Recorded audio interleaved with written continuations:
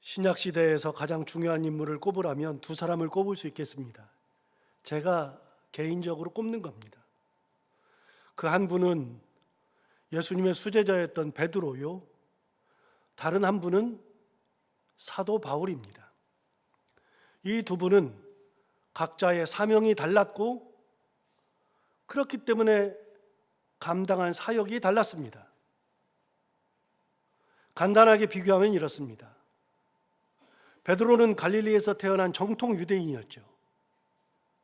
태어난 곳이 갈릴리였기에 자연스럽게 갈릴리에서 고기를 잡는 어부로 성장했고 예수님의 부르심을 받아 12제자 중에 한 명이 되었을 뿐만 아니라 그들 중에 가장 귀하게 쓰임받던 수제자가 되었습니다. 예수님의 수제자였으므로 예수님께서 돌아가신 후 다른 사도들을 이끌었고 예수 그리스도를 믿는 신앙인들이 늘어감에 따라 그들 모두의 수장으로서 삶을 살아야 했습니다. 신앙인들에게는 최고의 존재였고 존경과 사랑을 한 몸에 받았던 그런 귀한 인물입니다. 그럼에도 불구하고 사도 베드로에게는 뚜렷한 한계가 있었습니다. 가장 큰 한계는 그가 정통 유대인이라는 것이었는데 정통 유대인이라는 것이 한계나 단점은 아님에도 불구하고 기독교가 전 세계로 퍼져나가는 데 있어서 약간의 문제가 있었습니다. 당시 세계는 로마가 지배하던 세계였기에 이스라엘 외 다른 지역에서는 정통 유대인이 큰 의미가 없습니다. 또한 그는 정통 유대인으로 많은 교육을 받지 못했기에 기본적으로 쓰는 히브리어 외에는 말할 수 있는 언어가 없었습니다.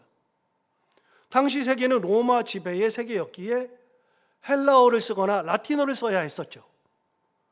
그러나 베드로는 히브리어 외에는 쓸 수 있는 언어가 없었습니다. 베드로는 유대인들과는 얼마든지 소통이 가능했고 히브리어를 쓰지 않는 이들과는 결코 소통할 수가 없었죠. 그러므로 그들에게 전도할 수 없었습니다. 기독교가 지금 우리에게 전달되어 우리가 신앙을 갖기까지 사도 베드로의 역할이 없었다고 할 수는 없어도 그래도 극히 제한적입니다. 반면 사도 바울은 완전히 다른 배경을 가진 일꾼으로서의 사명을 받았습니다. 그가 태어난 곳 자체가 이스라엘 땅이 아닌 지금의 튀르키예 지역인 그 튀르키예의 남부지방인 길리기아 주의 다소라는 도시에서 태어났죠. 물론 그가 유대인이 아니었던 것은 아니고 그도 정통 유대인이었던 것은 맞지만 그리고 그가 바리새인이었고 어려서부터 유대 율법을 배우면서 자란 것은 맞지만 그러나 그가 태어난 곳은 이스라엘 땅이 아니었고 튀르키예의 남부지방이었기 때문에 자연스럽게 교육을 받을 때 헬라식 교육을 받았습니다. 말은 히브리어를 했지만 동시에 학교에서 그리고 그 지방에서 쓰는 헬라어를 기본적으로 익혔고 로마 사람들이 쓰던 라틴어도 완벽하게 구사했던 삼중 언어의 능력을 가졌던 사람이 바로 사도 바울이었습니다. 그렇게 언어도 익히고 그 지방에서 살면서 자연스럽게 라틴어를 쓰는 사람이나 헬라어를 쓰는 사람들이 생각하는 생각의 습관, 그들의 가치관, 그들의 철학 등을 익히게 되었습니다. 여러분, 우리나라와 다른 나라의 차이를 살아보면 분명하게 느낍니다. 그 사람들은 이렇게 생각하는데 우리는 이렇게 생각하는 게 굉장히 많습니다. 구체적인 예를 들어볼 필요도 없습니다. 그냥 아예 문화가 다릅니다. 저는 영국에 유학을 가가지고 처음에 가장 놀랐던 것이 은행 갔을 때였습니다. 은행에 갔는데 사람들이 줄을 서 있어요. 그런데 창구가 하나밖에 열리지 않았는데 사람들이 쭉 줄을 서 있는데 저도 줄을 서 있었는데 한 사람을 상담하는데 1시간을 상담해요. 우리 같으면 어떻게 해요? 빨리 좀 합시다 이렇게 나오지 않겠어요? 뭐 하는 겁니까? 나오지 않겠어요? 이 사람들은요, 1시간이 지났는데도 가만히 있어요. 얼마나 가만히 있는지 제가 서가지고 5시간 기다렸어요. 제 순서가 안 와요. 여러분, 그 사람들은 만만디입니다. 그게 일상입니다. 우리 집에 인터넷이 고장나가지고 인터넷 좀 손봐달라고 했더니 일주일 뒤에 와요. 컴퓨터를 사가지고 배달해달라고 그랬더니 3일 뒤에 간대요. 그럼 안 사고 다른 데 간다 그랬더니 가래요. 여러분, 3일 뒤에 배달한다 그러면 우리는요, 다른 데 가서 사요. 우리는 못 기다려요. 문화가 달라요. 생각이 달라요. 아예 습관이 달라요. 여러분, 당대 사회는 로마 사회입니다. 그 사람들이 생각하는 철학, 가치관, 말하는 습관, 이거는 히브리인과는 완전히 다릅니다. 그래서요, 글을 읽다 보면 사도 바울이 쓴 로마서부터 시작해서 13개의 편지는요, 우리가 읽기에도 어려워요. 이유가 뭐냐면 우리는요, 기본적으로 히브리식 사고를 해요. 히브리인과 비슷한 사고를 해요. 문장이 짧고요, 간결하고요, 알아듣기가 편해요. 그런데 헬라식 사고는요, A는 B고요, B는 C고요, C는 A가 되고요. 그러니까 이게 막 돌아요. 그래서 중간 하나만 놓치면요, 무슨 말 하는지를 몰라요. 그 사람들은 자연스럽게 얘기해요. 그래서요, 베드로가 쓴 편지는 히브리 사람들은 못 알아들어도 이 편지를 받는 사람들은요, 아주 쉽게 알아들어요. 그래서 사도 바울이 배운 학문은 굉장히 중요한 겁니다. 그가 할 수 있는 말은 굉장히 중요한 거죠. 비록 12제자 중에 한 사람이 되지는 못했어도, 신앙의 출발은 늦었어도 그의 이런 삼중 언어 능력과 헬라인들과 같은 언어 습관이나 가치 판단, 철학을 배웠던 것이 베드로와는 완전히 다른 사명을 감당하는 일꾼이 되게 만들었습니다. 기독교가 전 세계로 퍼져나가는 데 있어서 사도 바울의 역할은 결정적이었습니다. 비록 초대교회에서 베드로와 같이 누구나 다 인정하는 최고의 수장이 되지는 못했지만 그는 모든 이방인들을 위한 사도가 되어 예수님을 전하는 가장 귀한 일꾼이 되었고, 그래서 오늘날 신앙을 가진 우리는요, 사실은 베드로의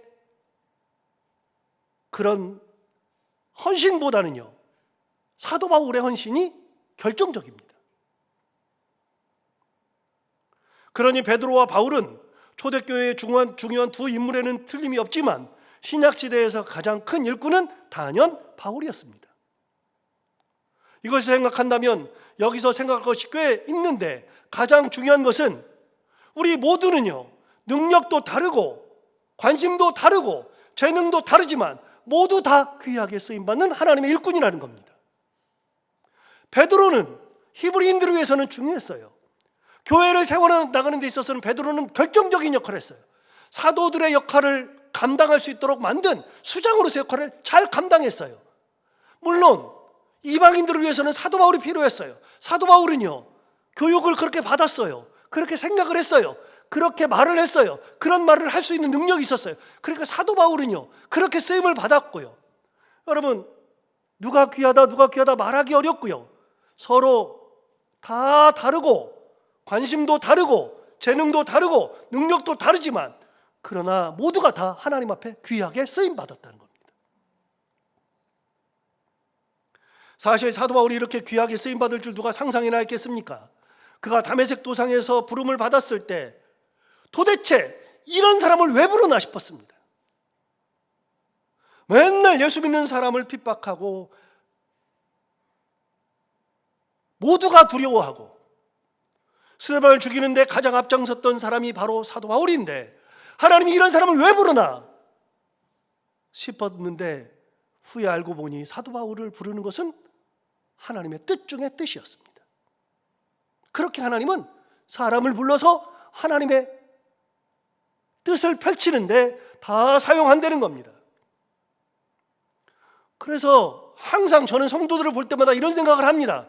우리는요, 재능이 다르고 가진 것도 다르고요, 관심도 다르지만 우리 모두는 다 하나님께서 귀하게 부르셔서 쓰고 계시는 하나님의 일꾼이라는 겁니다. 아무것도 아닌 것 같잖아요. 그래도 귀합니다. 야생초 편지라는 책을 쓰신 황대건 씨라는 분이 있습니다. 제가 몇 번 이분은 소개한 적이 있는데요. 이분은 서울대학교 나와가지고 하버드에서 유학하셨던 분이에요. 굉장히 똑똑한 분이죠. 그런데 그분이 민청학년 사건에 의해서 박정희 정권 때 한국에 들어왔다가 붙잡혀가지고 간첩으로 몰려가지고 억울하게 옥살이를 수십 년 하셨던 분입니다. 이 황대건 씨가 감옥에서 썼던 편지가 야생초 편지인데요. 그분의 쓴 책 중에 야생초 편지는 제가 참 재밌게 많이 읽었고요. 제가 그래서 옛날에 소개한 적도 한 번 있습니다. 그 책 말고요, 황대건 씨가 쓴 책 중에 제목만 보면 딱 알 수 있는 제목을 가진 책이 하나 있는데, 그 책의 제목은 민들레는 장미를 부러워하지 않는다 라는 책이 있습니다. 이 책은 안 읽어봐도 대충 무슨 책인지 알 정도의 제목이 붙어 있는데, 제목 그대로 민들레는 장미를 부러워하지 않는다는 겁니다. 사실 사람들이 가장 많이 찾는 꽃은 단연 장미입니다. 민들레는 누가 그렇게 많이 찾지 않죠. 하지만 민들레는 민들레로서의 귀함이 있다는 뜻입니다. 안개꽃은요, 사람들이 잘 찾지 않아요. 평생을 꽃을 만지신 분이 인터뷰하는 내용을 제가 봤습니다.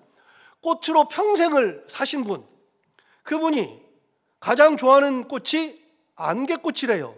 왜 그러냐 그랬더니요, 이 꽃은요, 모든 꽃을 빛나게 해준다는, 장미 하나만 있을 때는 별론데요, 안개가 감싸주면 꽃이 화려해진대요. 안개는요, 어디든지 어울린답니다.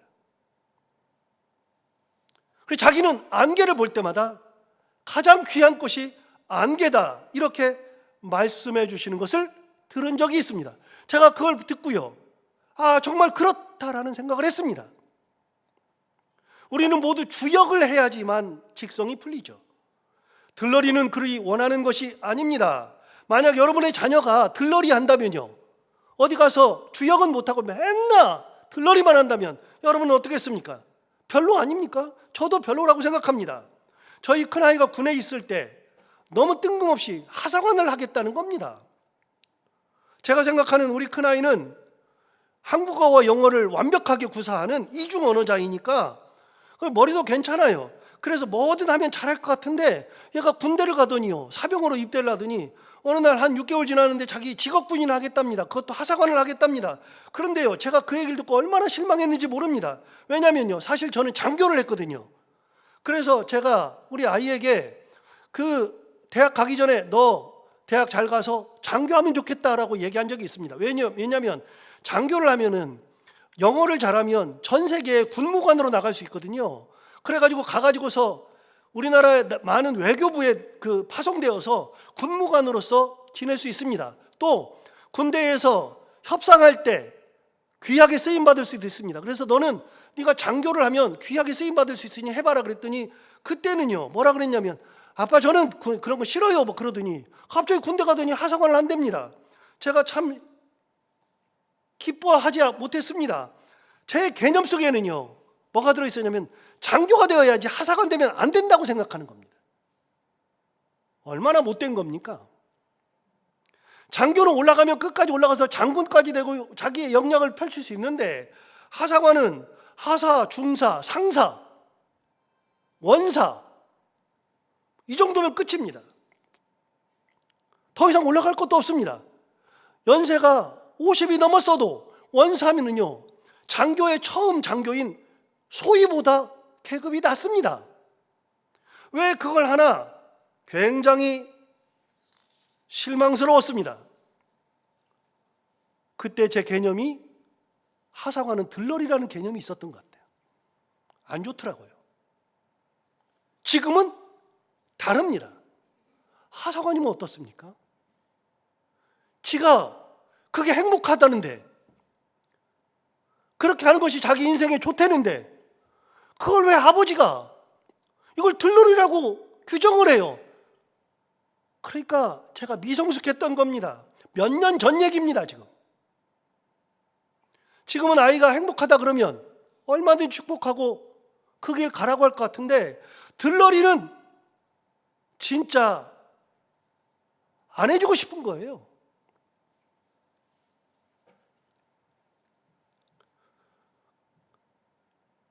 여러분, 들러리가 왜 어때서요?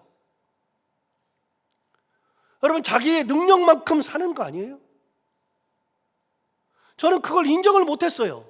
무조건 최고가 되어야 된다고 생각했어요. 최고가 되라 그랬어요. 그런데요, 이 녀석이 최고가 안 돼요. 여러분 잘 알다시피 우리 아이는 공부하기 싫어해요. 공부를 지지리도 안 해요. 영국에서 와가지고 초등학교 5학년 때 와가지고 얘가 거기서는 공부를 잘했는데 한국에 오니까 바보가 되잖아요. 학교를 다니면서 바보가 되니까 공부를 하기 싫어해서 학교 가는 것도 힘들어하고, 그래서 제가 뭐라 그러냐면, 야, 학교는 친구 사귀고 놀러 다니는 거야 그랬더니 고등학교 3학년 때까지 친구 사귀고 놀러 다녀요. 공부는 하질 않아요. 아예 공부에 관심이 없어요.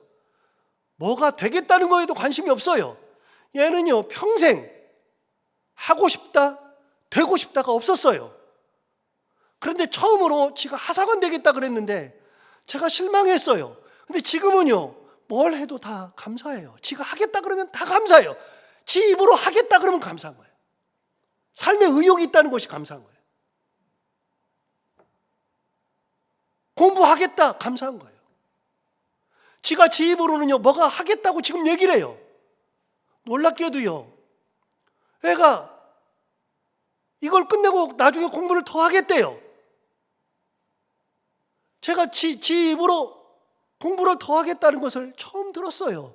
야, 얘가 지 입으로 공부를 더 하겠다 그래요. 그래가지고 지금 여기서 한 걸음 더 올라가겠대요. 하겠대요. 옛날에는 얘기했거든요. 그런데 안 듣더라고요. 여러분, 사람은 다 자기의 능력껏 사는 거고 감사하며 살면 되는 건데 뭐가 어땠다고요? 여러분, 베드로는 언어를 못해요. 베드로는 언어가 안 돼요. 그런데 무슨 전도하고 있습니까? 그래서 베드로는요, 히브리인들의 사도고 모든 교회의 수장으로서 역할을 감당하면 그것이 하나님의 사명이고, 사도 바울은요, 전체 수장은 되지 못해요. 그러나 그가 가진 능력, 어렸을 때부터 하나님께서 주신 능력, 하나님께서 그를 지금까지 훈련시키면서 지금까지 만드신 그 모든 것이 사도 바울은 그렇게 쓰임 받는 거예요. 우리는 다 귀하게 쓰임 받는 하나님의 귀한 자녀라는 겁니다. 잊으면 안 돼요. 베드로도 귀하고 사도 바울도 귀합니다. 모두 사명이 달랐을 뿐 하나님의 일꾼이었습니다. 하나님은 필요에 따라 베드로는 교회의 수장으로 쓰셨고 바울은 전도자로 쓰셨죠. 나머지 사도들은 여기저기를 다니면서 전도를 했고 그들은 다 순교의 길을 갔습니다. 그런가 하면 다른 사도들은 다 순교의 길을 갔어도 사도 요한만큼은 순교하지 않았잖아요. 왜요? 예수님의 어머니 마리아를 평생 모시는 사명을 십자가에서 받았잖아요. 예수님께 십자가에 계실 때 어머니한테 그랬잖아요. 어머니 보소서 아들입니다. 그래서 아들을 소개했잖아요. 그 아들이 사도 요한이잖아요. 그 다음에 요한한테 뭐라 그랬어요? 보라, 내 어머니다. 묶어줬잖아요. 묶어줬으니까 사도 요한은요, 그 어머니를 모시는 게 평생의 사명입니다.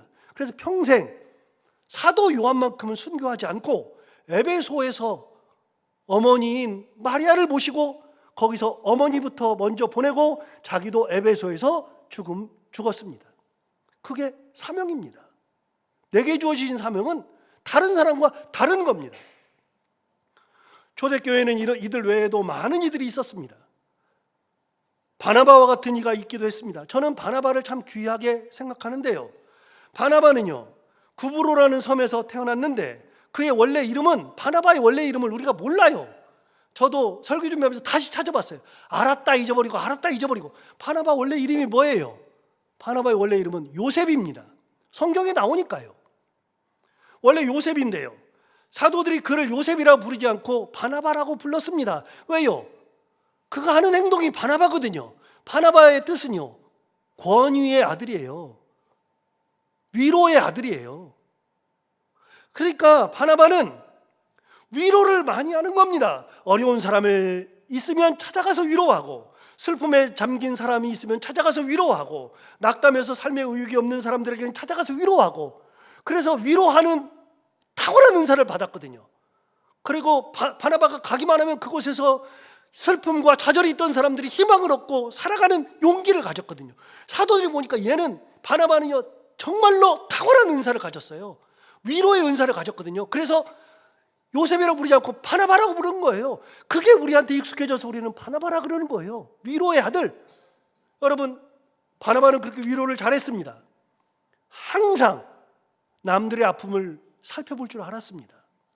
그가 역사에서 처음 등장한 것은 사도 바울과 관련이 있죠. 사도 바울이 다메섹으로 가는 길에서 예수님을 만나고 새 사람이 되었을 때, 그때부터 신앙이 되어 예수를 전하게 되었죠. 사도 바울은 예수를 믿고 나서 예수님을 만난 이후로부터 곧바로 예수님을 전했습니다. 열정이 대단합니다. 예수님을 막 전하는데, 다메섹 도상에 들어가서 예수님을 전하는데, 그걸 보고 있던 유대인들이 바나바를 보고 화가 났습니다. 아니, 얘 우리 편 아니었어? 그런데 얘가 왜 갑자기 예수를 전해? 이상하네? 하루 이틀 지켜봤는데요, 너무 진지하게 예수를 전하거든요.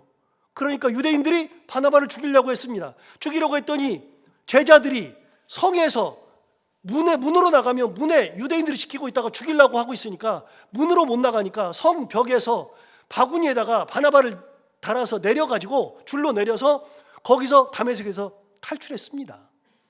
그리고 찾아간 곳이 예루살렘이잖아요. 예루살렘에 갔는데, 예루살렘에 가가지고 바나바가 찾아가는 곳은요, 옛날에는요, 자기가 가말리엘 문화생이고 사내들인 공의의 의원이기 때문에 자기들의 서사이어티가 있어요. 거기로 찾아가죠. 거기를 찾아갔는데, 이제는요, 예수 믿고 난 다음에 그게 하나도 중요하지가 않아요. 그래서 그가 찾아간 곳은 예수 공동체입니다. 사도 공동체, 예수 믿는 사람들의 공동체를 찾아갔죠. 거길 찾아갔는데 거기 있는 사람들이 바나바가 사도 바울이 오니까요, 바울이 오니까 안 받아주는 거예요. 왜요? 얼마 전까지 이 사람이 누구 죽였어요? 사도 바울 죽였거든요. 얼마 전에 뭐 했어요? 이 사람이 다메섹까지 가는 공문을 대제사장한테 받아가지고, 나한테 써주시오. 받아가지고 다메섹에서 예수 믿는 사람들을 다 잡아다가 예루살렘 감옥에 집어넣으려고 얼마 전에 갔었잖아요. 예수 믿는 사람 핍박한 사람이 갑자기 예루살렘에 와가지고서 우리 공동체에 와가지고 같이 있겠다 그러니까 누가 믿어요? 안 믿죠. 아무도 믿질 않아요. 않으니까, 그래서 사도 바울을 안 받아줘요. 바울을 안 받아주니까 그때 등장한 사람이 바나바였습니다. 바나바가 바울의 손을 이끌고 예수 공동체에 들어가서 얘기해 준 겁니다. 진짜 예수님을 만났다. 진짜 예수를 만나고 참 신앙이 되었다. 바나바가 소개해 줘서 예루살렘에 있는 성도들이 바울을 받아줬습니다. 바나바는 그런 사람입니다. 그런 사명을 가진 사람입니다. 위로의 아들의 사명. 사도들이 다 인정하는, 바나바라는 이름은요, 사도들이 지어준 겁니다. 사도들이.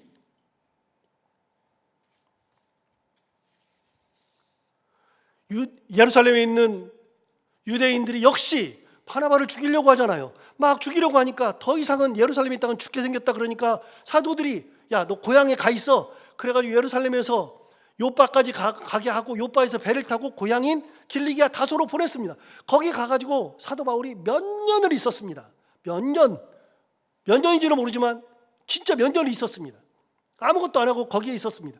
그때 바나바가 안디옥 교회의 목회자로 파송을 받았습니다. 안디옥 교회 가서 목회자로 있다가 보니까 그때 생각나는 사람이 사도 바울이잖아요. 바울이니까 바울을 찾으러 안디옥부터 길리기아 다소까지 찾으러 가서 바나바가 바울을 데리고 다시 안디옥으로 와서 우리 같이 사역하자. 그래가지고서 안디옥에서 사역을 같이 감당하다가 거기서 인류 최초 선교사로 파송된 사람이 바나바와 바울 아닙니까? 둘이 선교사가 1호 선교사가 되어서 파송받았습니다. 바나바는 바울을 키운 사람입니다.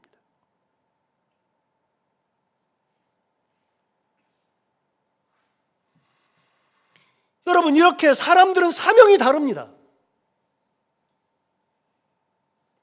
재능, 환경, 가치관, 재력, 모든 게 다 다릅니다. 여러분, 똑같이 지금 사는 사람이 어디가 있어요? 하나도 없지요. 다 다른데 우리는 모두 다, 어떤 사람은 베드로요, 어떤 사람은 바울이요, 어떤 사람은 바나바요, 어떤 사람은 사도 요한이요, 어떤 사람은 다른 누군가가 되어서 하나님의 일을 감당하는 하나님의 자녀라는 겁니다. 여러분은 다 그런 사람이에요. 우리는 다 장미만이 아니고 어떤 분들은 민들레도 되고 카네이션도 되고 안개꽃도 되는 거예요. 얼마나 귀해요. 정말로 다 귀합니다. 여러분, 동일하게 얘기해서 어떤 분들은 사과이고 어떤 분들은 배도 있고 어떤 분은 수박도 있고 어떤 분은 포도도 있습니다. 같은 감이라 할지라도 어떤 분들은 홍시고 어떤 분들은 단감도 있기도 하고 어떤 분들은 대봉감이 되기도 합니다. 감도 깎여서 꽃감이 되는 경우도 있고 곶감을 깎았던 그 껍질조차도 우리는 어렸을 때 소중하게 말려가지고 간식으로 먹었습니다. 다 귀하죠. 큰가 혹은 작은가, 좋은가 혹은 그렇지 않은가 하는 것들에 대한 판단은 우리 인간이 할 뿐이지 하나님은 그렇게 판단하지 않습니다. 하나님의 기준은 아닙니다. 하나님은 모두가 다 어우러져서 하나님의 자녀가 되도록 하셨고 그렇게 사역을 감당하게 하시는 겁니다. 오늘 추수감사절을 지내는데요, 추수감사절 지내면서 여기 지금 이 강대상에다가 올려놓은 것들, 어제 우리 성도들이 가져온 것들 여기다 다 장식했는데요, 여러분, 여기는 뭐 감도 있고 배도 있고 사과도 있고 바나나도 있고 포도도 있고 그 밑에는 무도 있고 고구마도 있고 대추도 있고 다 있어요. 여러분, 이것들은 여기서 제일 맛있는 게 뭐예요? 자기가 좋아하는 것들이 있잖아요. 저는 옛날에는요, 배가 제일 좋았어요. 진짜 배만큼 좋은 게 없었어요, 이 중에서. 그런데 제가 사역하러 갔더니 우리 담임 목사님이 대구 분이신데 그분은 어려서부터 대구에서 사과를 많이 드시고 자라가지고요, 사과를 그렇게 좋아하세요. 사과는 막 시큼한데 그걸 그렇게 좋아하세요. 그러면서 맨날 뭐라 그러냐면 세상에 사과가 제일 맛있대요. 저는 사과가 별론데 그분은 사과가 맛있대요. 그래서 목사님, 사과가 그렇게 맛있어요? 그랬더니 사과만큼 맛있는 게 있냐? 저는 배가 좋은데요. 야, 배랑은 비교도 안 돼. 그랬거든요. 제가 참 이상한 분이네. 그분은 저를 보고 야, 너 이상하다 그랬거든요. 근데 제가 지금은요, 사과가 좋아요. 그런데 어제 아침에 저희 집에서 우연히 사과도 깎아놓고요, 배도 깎아놓고요, 포도도 이렇게, 여기 포도 있는데 포도도 나왔어요. 먹어보니까 포도가 제일 맛있어요. 아, 포도가 이렇게 맛있구나. 여러분, 뭐가 귀해요? 사람마다 달라요. 다 귀해요. 다 귀하죠.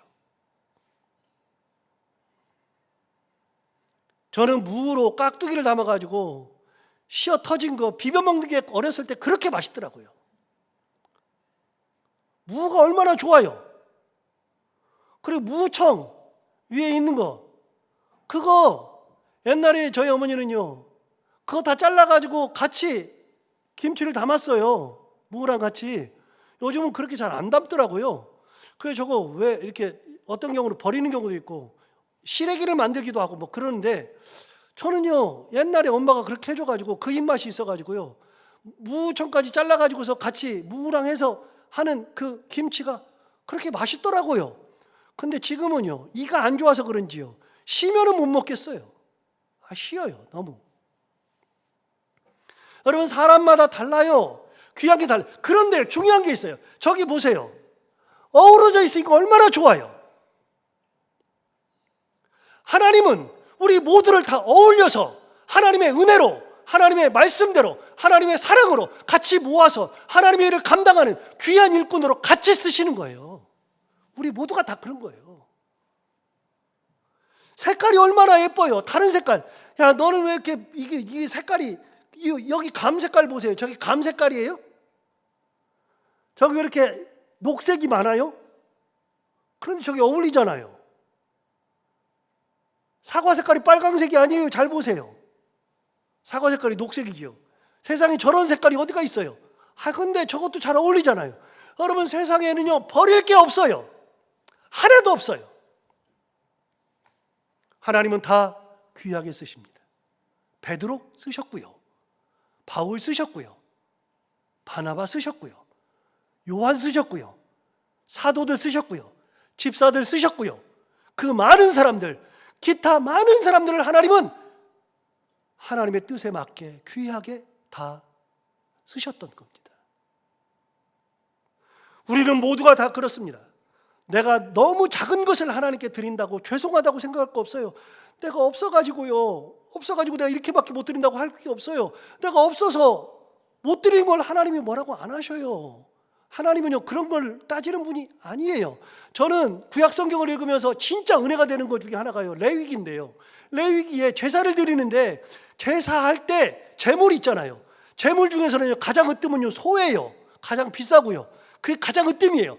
그러면 그 다음에는 뭐 있어요? 양도 드려요, 염소도 드려요. 그런데요, 그런 거를 드릴 수 없는 사람 하나님 뭘 드리라 그래요? 비둘기 드리라 그래요. 여러분, 형편에 맞게 하나님 드리라 그러지, 야 너는 왜 비둘기를 드려? 그런 적이 없다니까요. 나는 이거밖에 못 드려. 그런 게 어디가 있어요? 나는 이거밖에 없는데, 이거밖에 없어서 이걸 드리는데 하나님은 좋다 그러지, 잘했다 그러지. 사람은요, 많이 드린다, 좋은 걸 드린다 이렇게 생각해요. 하나님은 그게 아니라요, 내 마음을 받으시는 거예요. 내 마음. 그것이라도 드리는 것을 하나님은 예뻐하십니다. 내가 이렇게 이 자리에 앉아 있는 것만으로도, 여러분 예배 드리는 것만으로도 하나님 오늘 엄청 여러분이 예쁜 거예요.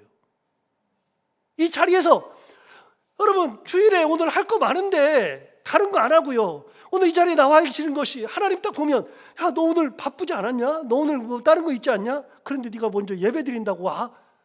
하나님은요, 그걸 보면 너무 예쁜 거예요. 쳐다만 봐도.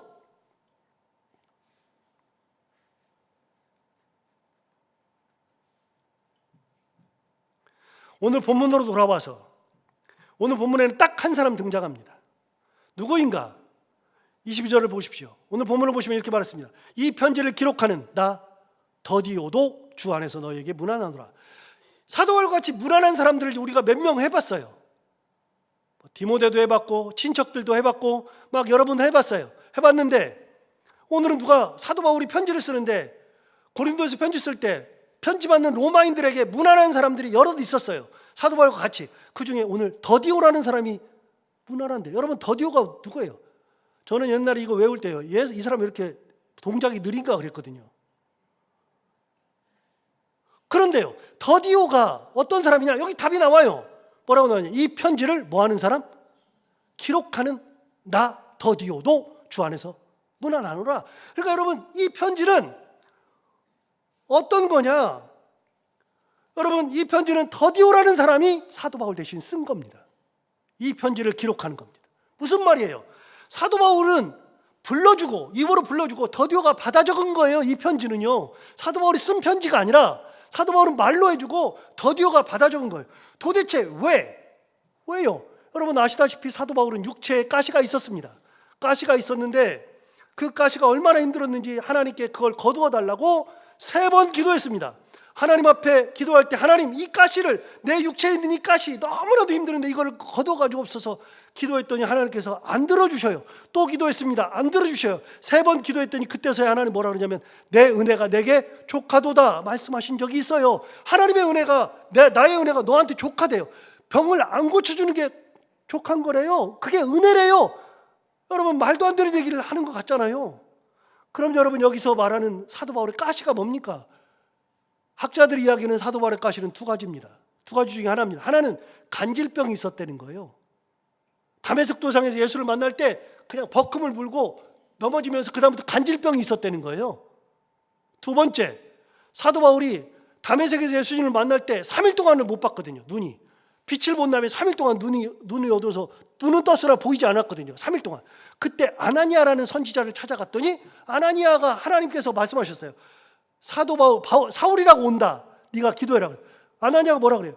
하나님, 이 사람이 누군지 하나님 아시잖아요. 이 사람이 여기 있는 예수 믿는 사람들 다 잡아가다 저기 감옥에다 가두려고 여기 오는 사람 아닙니까? 하나님, 이런 사람을 왜 기도해서 낫게 해주는 겁니까? 하나님께서 이 사람은 내가 쓸 귀한 나의 그릇이라 하나님 말씀하셨어요. 그래서 있는데 사울이 와요. 그 사울은요, 하나님의 음성을 들었어요. 지금 직가라 하는 거리로 가서 아나니에게 가거라. 아나니아는요, 사도 바울, 사울에 대해서 하나님 앞에 들었어요. 사울은요, 직가로 가서 아나니아를 만나는 소리를 들었어요. 둘이 딱 뭉쳤잖아요. 그래서 사울이 직가로 가서 아나니아를 딱 만났는데 아나니아가 두말할 필요 없잖아요. 딱 머리에 손 얹고 기도하니까 성경에 뭐라고 되어 있느냐? 눈에서 비늘 같은 것이 떨어졌다. 눈에서 비늘 같은 거. 눈에서 비늘이 떨어지죠. 그러니까 여기에 깍 막고 있는 뭔가가 있었는데 그게 딱 떨어진 겁니다. 저는 그래서 학자들이 뭐라 하냐면 평생을 육체의 가시는 안질이었다라고 설명합니다. 도대체 안질이 무슨 육체의 가시가 되느냐? 여러분 눈 아파 본 적 있어요? 눈 아파 봤죠? 저는 봄만 되면 4월만 되면요, 이 꽃가루 알러지 때문에 이 버드나무 때문에 죽겠어요. 그냥 아주 환장하겠어요. 그런데 이게 눈이요 얼마나 아픈지 몰라요. 아주 봄만 되면요, 저는 그런 생각을 가끔 하거든요. 사람이 여기가 막 아프잖아요. 손가락이 너무 아프면요, 손가락을 그냥 잘라내고 싶다는 사람들이 있어요. 저는요 옛날에 허리가 아프니까요 허리를 잘라내고 싶더라고요. 진짜로. 눈이 아프니까 눈을 빼고 싶더라고요. 그 정도로 아파요. 그런데요, 안압이 높아지잖아요. 안압. 눈의 압력이 높아지면요 눈이 깨질 듯이 아픕니다. 진짜 아픕니다. 그 사도 바울은요 밤만 되면은 눈이 아파가지고 잠을 못 자요. 으아 그러죠. 제가 이제 설교하면서 몇 번 말씀드렸지만 사도 바울이 그게 하나님께서 내가 왜 나의 은혜가 되게 족하다 그랬느냐면, 사도 바울은 능력이 많잖아요. 기도하면 일어나잖아요. 살아나 버리잖아요. 기도하면은 귀신이 쫓겨나잖아요. 사도 바울 와 사람들이 와 그러는데 저녁만 되면 집에 가가지고 딱 밥 먹을 때 되면 오늘 또 내가 정말 몇 사람을 이렇게 세웠고 참 내가 능력이 대단해 교만해지잖아요. 그래서 하나님 뭐라냐면 너를 자만하지 않게 하기 위하여서 그런 거다 그랬어요. 저녁에 잠 잘라 그러는데 갑자기 그 낮에 그렇게 했던 것들은 하나도 생각이 안 나요. 눈이 너무 아프니까. 여러분 아픈데 무슨 생각이 납니까? 그러니까 자면서 맨날 뭐라고 기도해요? 하나님 제발 좀 눈 아프지 않고 잠 좀 자게 해주세요. 그게 기도의 전부예요. 눈이 아팠다고요. 사도 바울은 눈이 안 좋았어요. 그래서요 사도 바울은 글씨를 잘 못 봐요. 여러분 그걸 어디서 알 수 있느냐? 갈라디아서 6장 11절에 나옵니다. 갈라디아서 6장 11절에는요 갈라디아서 6장까지잖아요. 마지막에 편지를 마칠 때 뭐라고 썼냐면 이렇게 썼어요. 내 손으로, 자기가 쓴 거예요. 갈라디아서는 사도 바울이 쓴 거예요. 내 손으로 너희에게 이렇게 어떤 글씨? 큰 글자로 쓴 것을 보라. 저는요 몇 년 전만 해도 어르신들이 핸드폰을 볼 때 글자가 이만한 걸 이해를 못했어요. 도대체 핸드폰 글씨가 왜 이렇게 큰 거야? 이해가 안 돼요. 저는 이거만 해도 읽거든요. 근데요 점점 제 글씨가 커져요. 저 원래 안경 안 썼잖아요. 부임했을 때. 요즘 안경 써야 되잖아요. 이 안경을. 이 안경은요 지금 제가 이렇게 딱 보니까 여러분들이 다 앉아는 계시는데 뿌예요. 멀리 보이질 않아요. 그런데 멀리만 안 보이는 게 아니라요, 안경을 벗잖아요, 가까운 것도 안 보여요. 가까운 거 안 보이지 멀리 있는 것도 안 보이지 중간에 있는 거는 또 이걸 쓰면 안 보이죠. 그래가지고 제 안경은요 다초점인데요, 맨 위에 있는 거는 멀리 보고요, 성경 볼 때는 맨 아래로 보고요, 중간에 있는 거는 그 중간 걸로 봐요. 저는 3초점 렌즈예요. 되게 비싸요. 이런 안경은요, 압축을 많이 안 하잖아요. 어떤 데는 두껍고 어떤 데는 얇아요. 그래서 이걸 압축을 잘 해줘야 돼요. 압축을 몇 번 했는지 아세요? 2번 했어요. 2번. 압축을 한 번 할 때마다 돈이 더 들어요. 그런데도 이렇게 했어요. 그러고서 평소에는 제가 너무 답답하니까 안 끼고 그냥 뿌하게 살지만 설교할 때는요, 성경도 봐야 되지, 여러분도 봐야 되지. 그러니까 꼭 껴요. 설교할 때 꼭 껴요. 여러분, 눈이 안 좋으면 그렇게 되는 거예요. 사도 바울은요, 글자를 쓸 때 어떻게 썼느냐? 갈라디아에서 뭐라고 했어요? 내가 내 손으로 너에게 이렇게 큰 글자로 썼다 그랬어요. 갈라디아서는 본인이 썼지만 로마서는 본인이 못 써요. 누가 써줬어요? 아까 이름 기억나요? 더디오. 여러분, 더디오는 이렇게 쓰임 받은 거예요. 더디오도 쓰임 받아요. 그래서 저는요, 더디오를 항상 생각해요. 더디오를 잊어버려 본 적이 없어요. 제가 더디오를 처음 설교하지만 더디오는요, 로마서를 대필해 준 사람이, 대신 써준 사람이 더디오예요. 그런데 더디오가 없었다면 로마서가 없어요. 사도 바울은요, 갈라디아서를 쓸 때보다도 눈이 더 나빠졌을 거예요. 눈이. 사도 바울은 평생 눈이 안 좋았거든요. 그런데 더디오도 쓰임 받아요. 여러분, 우리가 하나님 앞에 이렇게 귀하게, 나는요 능력도 없고 나는 가진 것도 없고, 아니요, 여러분 능력이 있어요. 여러분 가진 거 있어요. 여러분 하나님 앞에 예쁨 받는 짓 하고 있어요. 여러분, 우리는 다, 어떤 사람은 더디오로 살아요. 어떤 사람은요 사도 바울처럼 살아요. 눈이 나쁘지만 그럼에도 불구하고 열정으로 하나님의 말씀을 전하는 사람으로 살기도 해요. 어떤 사람은 위로를 잘하는 바나바로 살기도 해요. 우리는 다 그렇게 살아요. 그러니까 지금 내가 여기에 앉아 있는 거, 나를 여기까지 인도하신 거, 나를 붙들고 하나님께서 한 걸음 한 걸음 가시는 거 자체가 다 감사해요. 감사하는 게 어디가 있어요? 싹 다 감사지.